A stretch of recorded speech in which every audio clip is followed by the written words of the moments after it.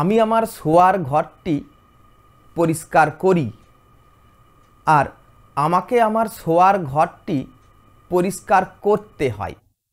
শুনেই বুঝতে পারছ এই দুটো কথার মধ্যে বেশ তফাৎ রয়েছে।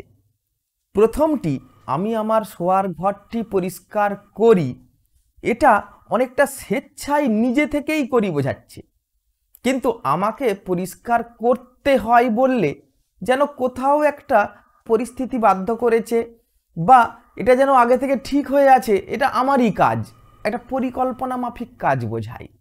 এই ধরনের সেন্টেন্সগুলো ইংরাজিতে তোমরা কিভাবে বলবে, আজকে এটাই আমরা আলোচনা করব খুব খুঁটিয়ে। স্পোকেন ইংলিশ কোর্সের ক্লাসগুলি করতে করতে তোমরা যে অনেক দূর এগিয়ে গেছো এবং অনেকেই আমাকে সেটা জানিয়েছো যে তোমাদের খুব কাজে লেগেছে ইংরাজি শিখতে এবং তোমরা রোজ শিখছো, এটা জেনে আমি খুব খুশি হয়েছি। Welcome to help self English YouTube channel. Let's begin today's class. আমি আমার বেডরুমটি পরিষ্কার করি, এখানে কাজটা যেন স্বেচ্ছায় করি আমি, এটা বোঝাই। আবার যখন বলছি আমাকে আমার বেডরুমটি পরিষ্কার করতে হয়, করতে হয় মানে এখানে যেন কাজটা আমার আগে থেকেই বেঁধে দেওয়া আছে। তাহলে এই রকম প্ল্যান্ড অ্যাকশন বা রুটিন ওয়ার্ক যদি হয়ে থাকে, এগুলো আমরা এই এম টু, ইজ টু বা আর টু দিয়ে বলে থাকি। আমাকে আমার বেডরুমটি পরিষ্কার করতে হয়, আই বললে তখন এম বলতে হবে, I am to clean my bedroom.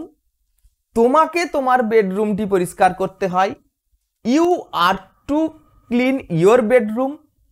সীমাকে তার বেডরুমটি পরিষ্কার করতে হয়, Seema is to clean her bedroom. তার মানে যে কাজগুলো প্ল্যান্ড অ্যাকশন, আগে থেকেই ঠিক করা আছে, যে কাজগুলো করে যেতে হয় ইচ্ছাই হোক বা অনিচ্ছাই হোক, সেই কাজগুলিকে আমরা এই এম টু, ইজ টু বা আর টু এইভাবে বলবো।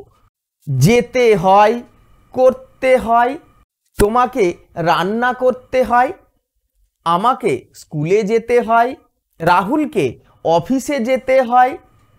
এই যে কাজগুলি, এই কাজগুলিকে আমরা এই এম টু, ইজ টু বা আর টু দিয়ে প্রকাশ করব। এই রকম আরও কয়েকটা এক্সাম্পল আমি বলছি, তোমরা একটু শুনে নাও। আমার মাকে রোজ রান্না করতে হয়, তাহলে my mother is to cook everyday.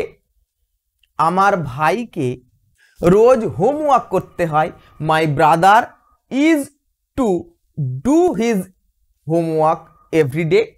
সবাইকে বাবা মায়ের কথা মেনে চলতে হয়, all are to obey their parents. এইভাবে এই কাজগুলোকে আমরা am to, is to, are to দিয়ে প্রকাশ করব। কিন্তু আবার যদি এমন কোনো প্ল্যান্ড কাজ হয়, পরিকল্পিত কাজ যেগুলো করতে হবে, সেগুলোও কিন্তু is to, am to, are to দিয়ে বলতে হয়। যেমন দেখো, আমাকে 9টার সময় অফিসে যেতে হবে, I am to go to the office at 9 o'clock। Planned action বলছি, যেটা পরিকল্পিত হয়ে আছে। সে আগামীকাল মালয়েশিয়া যাবে, he is to leave for Malaysia tomorrow. প্রধানমন্ত্রী এই মূর্তিটির আবরণ উন্মোচন করবেন, the prime minister is to unveil this statue. আমাদের কলেজ একটি নবীনবরণ উৎসব আয়োজন করবে, our college is to organise a freshers welcome. আবার দেখো, এই পূর্ব পরিকল্পিত কাজগুলো কিন্তু ইজ গোয়িং টু এই দিয়েও বলা যায়, our college is going to organise a freshers welcome ceremony, এইভাবেও কিন্তু বলা যায়। কিন্তু এই প্ল্যান্ড অ্যাকশনগুলো am to, is to, are to দিয়ে বললে শুনতেও যেমন ভালো লাগে, এর ইংরাজিটাও খুব দারুণ হয়। তাহলে এতক্ষণ আমি কিছু প্রেজেন্ট টেন্সের কথা বলেছি, আর সঙ্গে এই যে হবে, করতে হবে, পাস্ট টেন্সের কথা বলেছি। তাহলে দেখো, যখনই এম, ইজ, আর বলে টু বলছি, টু এর পরে সবসময় কিন্তু ভার্বের জিরো টেন্স বসাতে হয়, মানে অরিজিনাল রুট ভার্বটাই কিন্তু বসাতে হবে। এটি কিন্তু তোমাদের মনে রাখতে হবে। তাহলে দেখো এম ইজ আর দিয়েও কিন্তু ভবিষ্যৎকাল প্রকাশ করা যায়। শুধু তাই নয়, হ্যাভ হ্যাজ দিয়েও ভবিষ্যৎকাল প্রকাশ করা যায়। সেটা কিভাবে? মনে করো আমি ঠিক করেছি আগামীকাল সকাল থেকে আমি মর্নিং ওয়াক করতে যাব। তাহলে আমাকে সকাল 5টায় ঘুম থেকে উঠতে হবে। I have to wake up at 5 o'clock in the morning. ওই যে বললাম আমার হাত থেকে কাঁচের গ্লাসটা পড়ে ভেঙে গেছে, আমাকে ঘরটা পরিষ্কার করতে হবে। I have to clean my room. মনে করো তুমি সিনেমা দেখতে যাচ্ছ, 3টের সময় শো, তাহলে 3টের আগে তোমাকে সিনেমা হলে পৌঁছতে হবে। You have to reach the cinema hall before 3 PM। তাহলে দেখো এই am to is to are to দিয়েও করতে হবে বললাম, হ্যাভ টু হ্যাজ টু দিয়েও করতে হবে বলছি। তাহলে দুটোর তফাৎ কি? তুমি বলবে স্যার এ তো খুব কনফিউজিং। না, এগুলো কনফিউজিং মোটেও নয়। যদি কোনো প্ল্যান্ড অ্যাকশন বোঝায়, যেটা আগে থেকে পরিকল্পিত, আমাকে সন্ধেবেলা হোমওয়ার্ক করতে হবে, তোমাকে সকাল 10টায় অফিসে যেতে হবে, আমার মাকে ডিনার তৈরি করতে হবে, এই যে পরিকল্পিত কাজগুলো am to is to are to দিয়ে বলবো। আর যেগুলো বাধ্যতামূলক, অব্লিগেটরি, যেটা করতেই হবে, এই কারণে এই হ্যাভ টু আর হ্যাজ টুকে অনেকটা মাস্ট এর সমতুল্য বলা হয়। তোমরা অঙ্কের ক্লাসে নিশ্চয়ই শিখেছো ইকুয়ালস টু মানে সমান, কিন্তু যেটা প্রায় সমান, অলমোস্ট ইকুয়ালস টু, এরকমভাবে হয়তো বলো তোমরা, একে আমরা মাস্টের প্রায় সমতুল বলবো।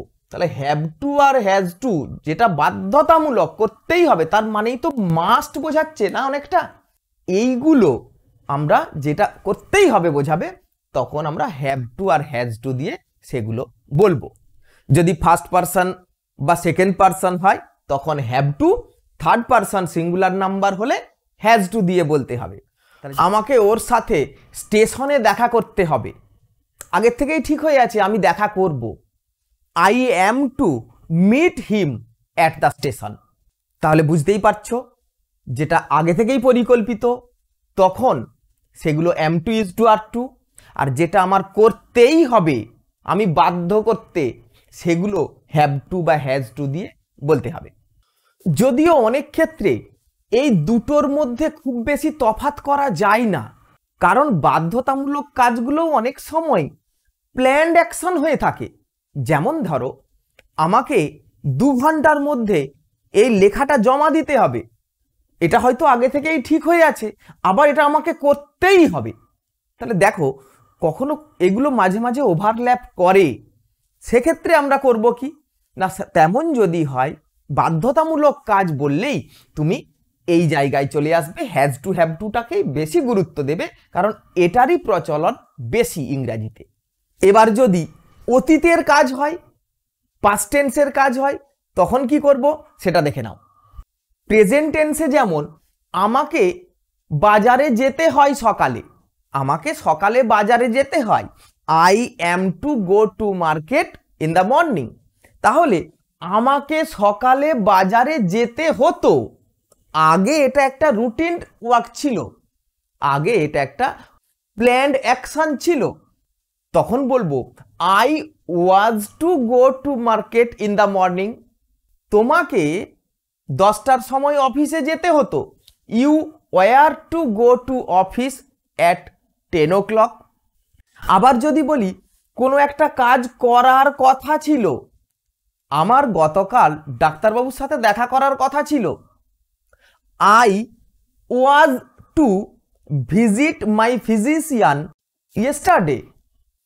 তোমার একটা ইলিশ মাছ আনার কথা ছিল, you were to bring a hilsa. সুমনের সন্ধ্যার আগেই পৌঁছানোর কথা ছিল, Suman was to reach before evening. এইভাবে কোনো একটা কাজ আগে করতে হতো বা করার কথা ছিল এমন বোঝালে তখন সেই পাস্ট রুটিন প্ল্যান্ড অ্যাকশনগুলোকে আমরা ওয়াজ টু বা ওয়ার টু দিয়ে প্রকাশ করব। তাহলে স্যার হ্যাড টু কখন কাজে লাগে না, হ্যাড টু কাজে লাগে কোনো একটা কাজ যখন বাধ্য হয়ে করতে হয়েছিল। তাহলে হ্যাভ টু, হ্যাজ টু বা হ্যাড টু এগুলো সবই অব্লিগেশন বোঝায়, একটা বাধ্যতামূলক পরিস্থিতিতে করা কাজগুলো বোঝায়। আমাকে সিনেমা হল থেকে বেরিয়ে পড়তে হয়েছিল, আমি সিনেমা দেখছিলাম, একটা ফোন এসেছিল, আমাকে সিনেমা হল থেকে বেরিয়ে পড়তে হয়েছিল। I had to leave the cinema hall before the film ended. তোমাকে রবিবারে অফিসে যেতে হয়েছিল, তাহলে রবিবারে যাওয়ার কথা নয়, রবিবারে তুমি কোনো কারণে যেতে বাধ্য হয়েছিলে। You had to go to your office on Sunday. তাহলে খুব পরিষ্কারভাবেই বুঝতে পারলে যে এই ধরনের সেন্টেন্সগুলো ইংরাজিতে কখন বলতে হয় বা এদের তফাৎটা কি। এবার আমরা আলোচনা করব এইগুলো যদি নেগেটিভ সেন্টেন্সে মানে না বাচক সেন্টেন্সে বলি, অথবা এগুলো যদি প্রশ্নবোধক বাক্য ইন্টারোগেটিভ সেন্টেন্সে বলি, দেন হোয়াট টু ডু, তখন এগুলো কিভাবে করব। তোমাকে কি সকাল সকাল ঘুম থেকে উঠতে হয়? তাহলে তোমাকে সকাল সকাল ঘুম থেকে উঠতে হয়, এটা একটা প্ল্যান্ড প্রোগ্রাম বোঝাচ্ছে। তাহলে you are to wake up early in the morning. তোমাকে কি সকাল সকাল ঘুম থেকে উঠতে হয়? Are you to wake up early in the morning? না, আমাকে সকাল সকাল ঘুম থেকে উঠতে হয় না। I am not to wake up early in the morning. এইবার এইগুলোকে নেগেটিভ সেন্টেন্স বা ইন্টারোগেটিভ করলে কেমন হবে দেখো। এগুলোকে নেগেটিভ করার সময় মনে করো সিচুয়েশনটা, তুমি এটিএম থেকে ডেবিট কার্ড দিয়ে টাকা তুলতে গেছিলে, টাকা আসেনি, তোমার ব্যালেন্স ডিডাকশন হয়ে গেছে, এখন তোমাকে ব্যাংকে যেতে হবে, মানে যেতেই হবে। You have to visit your bank. একে যদি এবার না বাচক প্রশ্ন করি, তোমাকে ব্যাংকে যেতে হবে না, যদিও হ্যাভ অক্সিলিয়ারি ভার্ব দেখতে পাচ্ছ, এর পরেই কিন্তু নট বসবে না। এখানে এখানে অবশ্যই তোমাকে ডামি অক্সিলিয়ারি ব্যবহার করতে হবে। You do not have to visit your bank.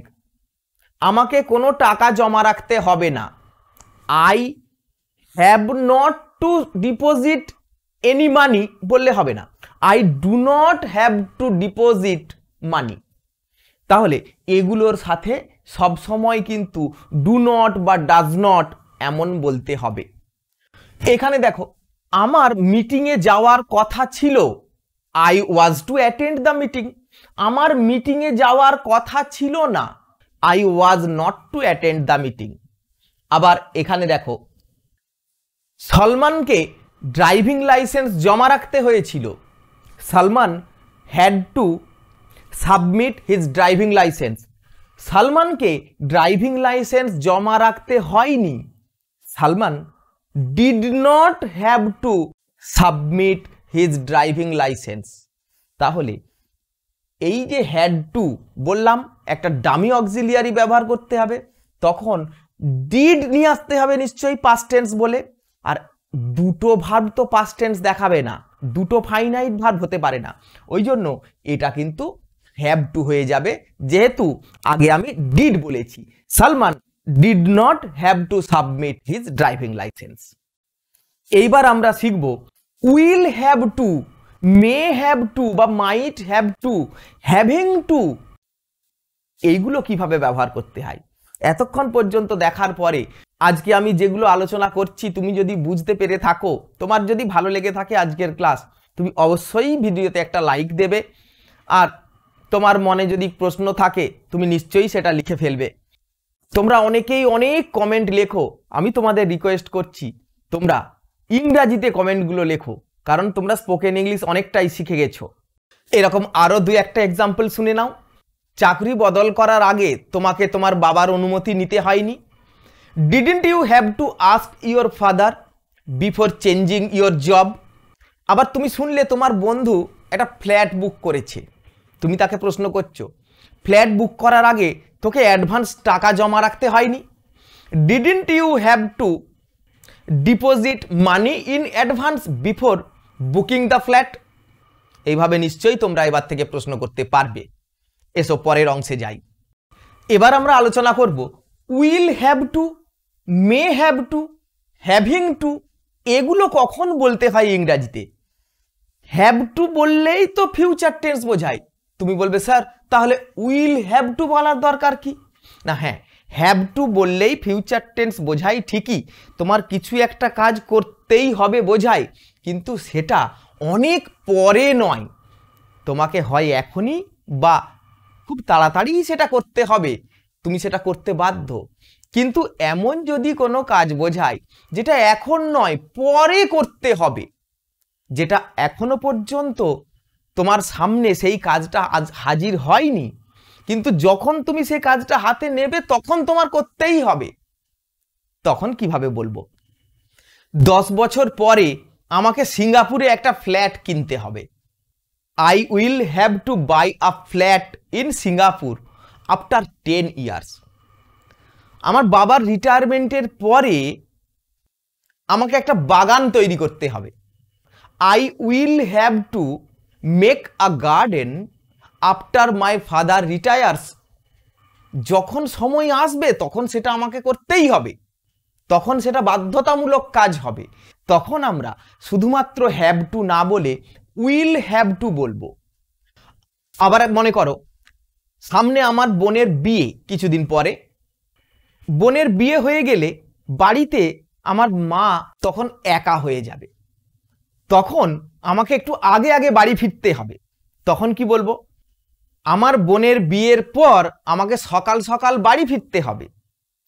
After my sister's marriage I will have to return home early. মনে করো পুজোর সময় আমি একটা শার্ট কিনেছিলাম, সেটা আমার ওয়াইফ খুঁজে পাচ্ছে না, আমাকে বলল যে তোমার শার্টটা কোথায়? আমি বললাম খুঁজে দেখতে হবে। খুঁজে দেখতে হবে মানে খুঁজে দেখবো, এক্ষুনি না, যখন সময় পাবো তখন দেখব। তাহলে খুঁজে দেখতে হবে, I will have to see. আবার যদি এমন হয় আমি গাড়ির চাবিটা খুঁজে পাচ্ছি না, ওটা কিন্তু এক্ষুনি খুঁজতে হবে, ওটা কিন্তু ভবিষ্যতে পরে সময় মতো খুঁজবো বললে হবে না, তখন বলতে হবে I have to look for it. তাহলে যেটা এক্ষুনি করতে হবে সেটা হ্যাভ টু, আর যেটা পরে করতে হবে সেটা উইল হ্যাভ টু। এবার এসো মে হ্যাভ টু, এটা কখন ব্যবহার করব? মানে এমন যদি হয় যেটা করতে হতে পারে, যেমন মনে করো আমি একটা ফ্ল্যাট কিনতে চাই, হয়তো আমি নিজের টাকায় ফ্ল্যাট কিনতে পারবো না, সম্ভাবনা আছে যে আমাকে লোন করতে হতে পারে, তাহলে আমাকে লোনের জন্য দরখাস্ত করতে হতে পারে। I may have to apply for a home loan. এখানে মেয়ের বদলে মাইটও বলতে পারো, I might have to apply for a home loan. এখানে মে আর মাইট দুটোই কিন্তু সম্ভাবনা অর্থেই বোঝাচ্ছে, দুটোর মধ্যে খুব একটা তফাৎ এখানে নেই, দুটোই বলা যায়। আবার ভবিষ্যতে এমন হতে পারে আমাকে হয়তো পাসপোর্ট তৈরি করতে হতে পারে, I may have to apply for my passport. আবার মনে করো একটা সিচুয়েশন, আমার খুব ক্লোজ এক ফ্রেন্ড, তার বিয়ের অনুষ্ঠান আছে, তাহলে আমাকে যেতেই হবে। কোনো কারণে এমন যদি হয় আমি যেতে পারলাম না, তার মানে অনুষ্ঠানে কেউ যাবে না এমন তো নয়, তখন আমার ওয়াইফকে যেতে হতে পারে, কিন্তু যেতে কাউকে না কাউকে হবেই। তাহলে আমি যদি যেতে না পারি তখন তার কাছে সম্ভাবনাটা বাধ্যতামূলক কাজে পরিণত হবে। My wife May have to join the wedding ceremony. তাহলে মে হ্যাভ টু, যেটা সম্ভাবনা আছে কিন্তু যদি সেই পরিস্থিতি তৈরি হয় তখন কিন্তু সেটা করতেই হবে, এই ক্ষেত্রে মে হ্যাভ টু আমরা ব্যবহার করব। আরেকটা কি বলেছি শেখাবো, হ্যাভিং টু কখন বলতে হয়। হ্যাভিং টু শুনেই বুঝতে পারছো এর মধ্যে একটা কন্টিনিউয়াস টেন্সের ছোঁয়া যেন লেগে রয়েছে, যদিও এটার ব্যবহার খুব বেশি নেই ইংরেজিতে, বলতে অতটা কাজে লাগে না, তবুও কাজে লাগতেই পারে তোমার। দেখে নাও, মনে করো আমার একটা মিটিং, অনলাইন মিটিং আয়োজন করার কথা, কিন্তু নেটওয়ার্কের সমস্যা হচ্ছে। আমি বলছি নেটওয়ার্ক সমস্যার জন্য আজকের অনলাইন মিটিংটা বাতিল করতে হচ্ছে। I am having to cancel today's online meeting due to network related issues. এই রকম যেটা এই মুহূর্তে আমি করতে বাধ্য হচ্ছি, এমন কাজ বোঝালে হ্যাভিং টু দিয়ে সেন্টেন্সটি তোমাকে বলতে হবে। তাহলে আমি আশা করব আজকের ক্লাস তোমার ইংরাজি বলার স্কিলকে অনেকখানি ডেভেলপ করবে। কোনো জায়গা বুঝতে অসুবিধে হলে তুমি বারবার দেখবে। আজকের ক্লাস যদি তোমার ভালো লেগে থাকে, যদি কাজের মনে হয়ে থাকে, তুমি এই ভিডিওটা বন্ধুদের সাথে, আত্মীয়দের সাথে শেয়ার করবে।